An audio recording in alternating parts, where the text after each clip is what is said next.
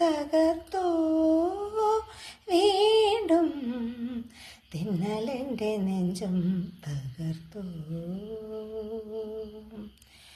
കൂത്തമ്പലത്തിൽ വച്ചു കുറുമൊഴിക്കുന്നിൽ വച്ചു കുപ്പിവള ചിരിച്ചുടഞ്ഞു നിന്റെ കുപ്പിവള ചിരിച്ചുടഞ്ഞു.